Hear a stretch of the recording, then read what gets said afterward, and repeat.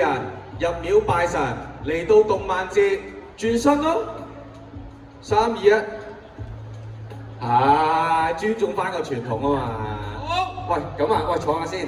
好啦，咁我知道咧，我哋今次呢一個talk咧，有好多人咧都未必認識我哋兩個啊。咁所以咧喺開始之前咧，都等我哋去介紹一下先。嗱，我介紹你啦，我身邊呢一位知名音樂人，個女，個未婚夫張明偉，著名 TVB 愛回家演員阮正峰。你玩啊嘛？對唔住，抹咗佢，當我冇講過，再嚟一次。張明偉都係一個知名嘅音樂人，自己作曲啦，自己作詞啦，自己演繹啦，對每一粒音嘅執着都可以話係奴隸級嘅存在，簡稱啲嚟講就係音奴。哇！真係。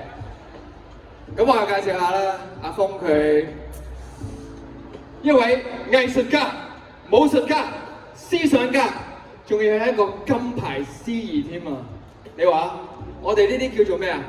簡稱炒散。冇錯。咁當一個失意嘅炒散同埋一個好寂寞嘅音奴遇埋一齊，會發生啲乜嘢事咧？我想問，開始之前埋嚟中間先。大家知唔知咩係借得㗎？知唔知咩嚟㗎？喂，冇人答我啊，喂！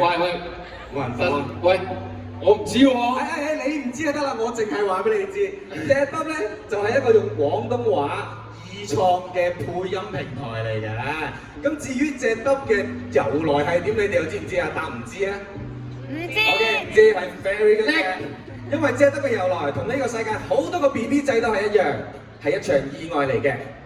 一場美麗嘅意外，美麗嘅誤會。我哋睇下佢哋點樣發生喎。等陣先，因為唔係我哋要聽啊，我哋話咩？因為一個月黑風高嘅晚上，一個失意嘅炒散，同埋一個寂寞嘅音奴。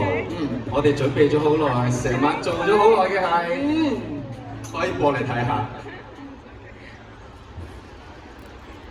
我哋嗰晚究竟成晚喺度搞咗啲咩咧？啊，係喎，點解係？我唔記得咗，原來係我撳嘅。關於招呼啊！好，我哋嚟望一望。點樣做先有做？好簡單啫，做人主動啲。主動啲啊！